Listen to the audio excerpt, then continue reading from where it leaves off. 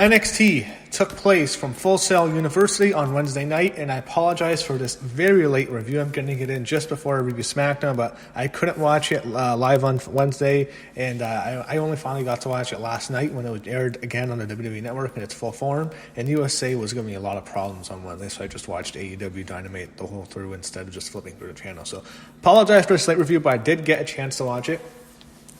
So this is the follow-up from NXT TakeOver War Games. Adam Cole makes his way to the ring, and he is greeted by the fans. He's cheered heavily. So it's kind of a mixed bag with Adam Cole, what he's coming off of.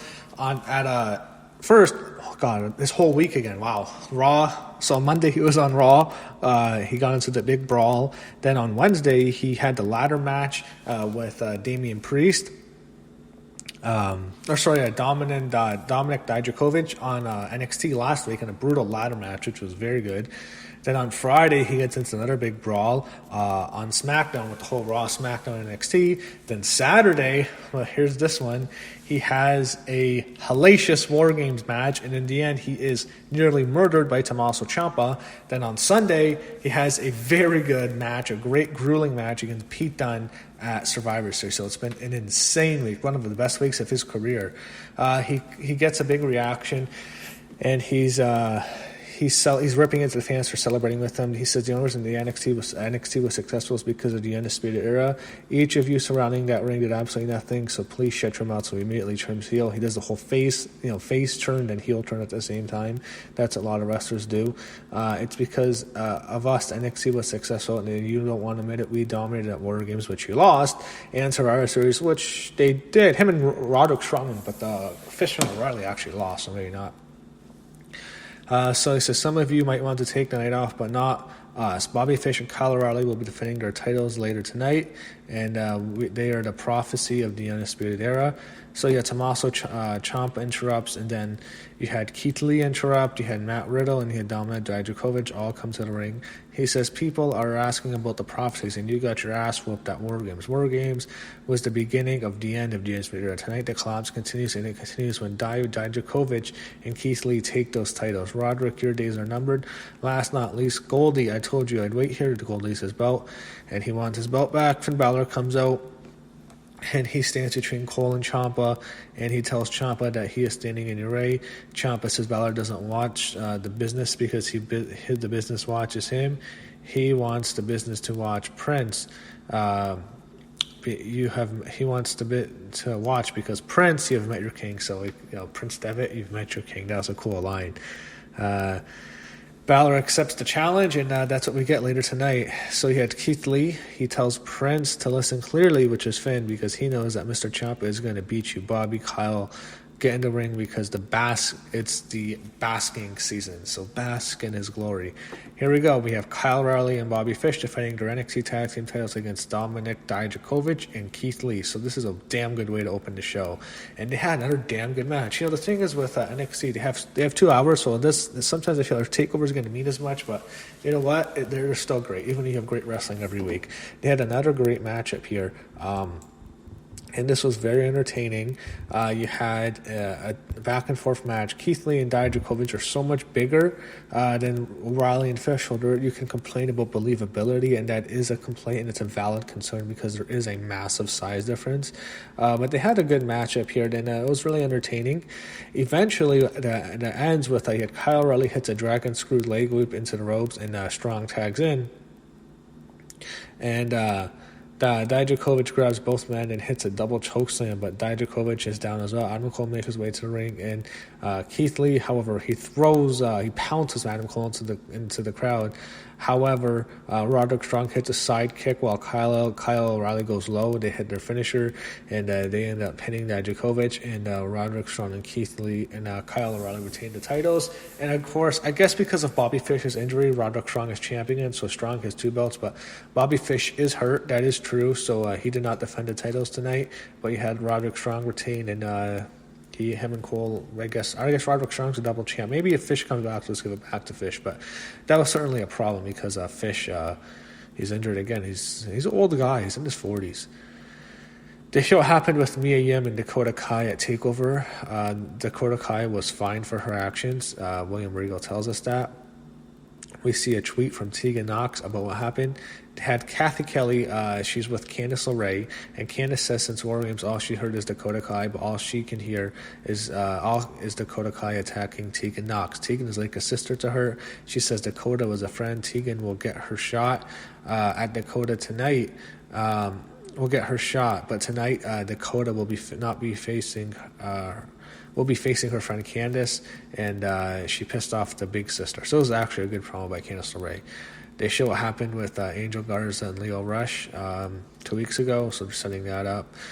And they're preparing for the match there tonight. You had Shane Thorne kill against Mansoor. Mansoor gets the win. So Saudi Arabia, I mean, there you go. The fans are going to turn on because they hate Saudi Arabia. Watch, that's going to happen, I guarantee you. So up next, we have Candice LeRae against Dakota Kai, and Dakota Kai is carrying Tegan Knox's knee brace, which is really savage. It's like you beat someone up so bad, and like you carry something from, it's like you snatched their chain or something. She's carrying her broken friend, a friend she's destroyed. She's holding her knee brace as like a trophy of her, which is pretty damn savage by Dakota Kai. I love it. Anyway, they have a good matchup here. It's vicious at first. Candice goes after her, but eventually they have a match. Candice hits a suicide dive to get back into the ring. Candice is going after her. She sends her to the apron. Dakota pulls Candice to the mat and sends her to the ring post. So they're having a good matchup here. Then the match stops and we cut back. And I'm watching it on the network. So what happens is when it goes to a commercial, it's kind of annoying because like you miss what happened. But we come back. And once we're back, they have a good matchup here. It becomes more of a wrestling match for a while. There was some cool reversals. There was a cool sunset flip for a reversal. Eventually, what happens near the climax of the match is Dakota Kai, as I mentioned earlier, she has Tegan Knox's knee brace, and she goes for it, but she wasn't able to do so, and Candice LeRae just power bombs her. And then eventually, she gets the ring brace where she goes out of the ring, and as LeRae was going for a tope, like the dive over the rope, that's where Dakota Kai grabbed a chair and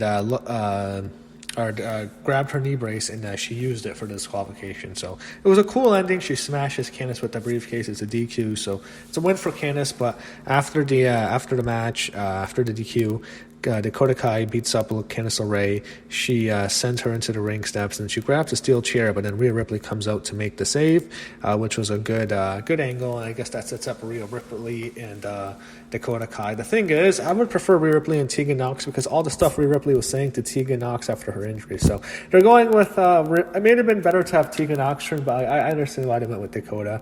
And I think Dakota's more of a top priority for them than Tegan is, but I guess we're going to get probably Rhea Ripley and Dakota Kai in a couple of weeks. They show Tommaso Ciampa backstage, being interviewed by Kathy Kelly. Cuts a very good promo on Finn Balor, which I enjoyed. I thought that was a decent promo by him.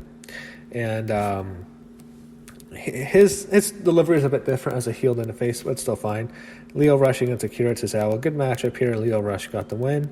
And I enjoyed it. I thought they did well. Not a huge Leo Rush, and he's really annoying. He's a horrible babyface, but they had him win. They had Finn Balor. He cut a promo backstage. He was interviewed by Kathy Kelly. And anytime you get Kathy Kelly on my TV screen, I'm happy. So thanks, WWE. They had Zia Lee against Vanessa Bourne. A decent women's matchup here. It was okay. This was fine. However, as they were doing it, it was okay. They're having, they were okay. What they have is the Four Horsemen come out, they walk on the stage, and as they did that, what happens is Zia Lee hits a spin kick and she pins Vanessa Bourne. And then so she gets the distraction win, but after that, the Four Horsemen come in, they go to the ring, they attack her, and then she tries to fight them off, but then Shayna Baszler comes out. They held Lee so Baszler can deliver a kick. Baszler cut a promo saying everyone was taking credit for NXT success over the week, and I don't think the one person who was not happy was Vince McMahon because he hated the match, which is good. So I hope they stop pushing Shayna, because I don't see her as a star. I don't think Shayna's a star at all. I'm just not a fan of hers, never was. I don't think she'll be a star in the main roster. I'm kind of happy that match sucks. They don't push her as hard as I was afraid they're going to do, but she rips into Bayley and Becky Lynch and how she beat them down in the same match. Rhea Ripley comes out. She has something to say. I'll tell Baszler, and she goes to the ring. She congratulates him, but reminded her that she beat her the night before. And she says the next match we'll have is for the title. Baszler answers back saying she will tap and nap like the rest of them. Baszler says, then why don't you do it now? Baszler walks away, and Ripley said of Baszler, if she stepped into the ring, she's going to drop her. And so I think this sets up everything fairly simple. I think it's pretty obvious what's going to happen here. Rhea Ripley's going to face Shayna Baszler, and of course, Dakota Kai is going to cost her the match. So I think that was fairly obvious what they're doing. So main event, you had Finn Balor against Tommaso Ciampa. Man, what a match. I'm kind of disappointed to save this for a takeover. Just have this on a night a few days after a big show. But hey, that's a good match. You had Balor and Ciampa. They do really well. They have a very good matchup here. It's entertaining. Two of the best workers in the company, two guys I'm both a big fan of. I like Balor, I like Ciampa. They did really well, and the crowd is into it. They had some good kickouts, and what happens is there's the title belt. A belt gets in the ring, and Balor gets a reverse DDT on the belt, but there was no DQ because the belt was in the ring, but it was accidental because they had it there earlier, and it. Like Adam Cole put the belt in the ring, so I guess because Adam Cole put it, it's not a DQ, but it probably should be. It did slam onto weapon, but that's what they had. Cole interfered as he hit Ciampa with a kick, and then Balor hooked him to deliver the 1916. Balor gets the win, 1, 2, 3. So night after he pins Tommaso Ciampa pinned Adam Cole. Now he loses to Finn Balor night after. Some people will complain, understandably so, but they give Balor the win. I don't think Balor's going to face Cole because they're both heels, but I think Cole and Ciampa will still set that up. So after that, Cole clutched his championship and flashed in a spirit hand sign. Balor displayed the finger guns as Cole went to pound him on the back, and all of a sudden, this became great. Finn Balor turns on Adam Cole, hits him with a Pele kick, and that sets up maybe Balor and Cole. So that was a cool ending. So to have Finn Balor beat up Adam Cole, and that's how NXT ended. Good show, and I enjoyed it more than AEW again. So I don't know how the ratings went. I haven't seen it yet, but it wouldn't surprise me if they beat AEW for the second consecutive week because I'm enjoying NXT a lot more.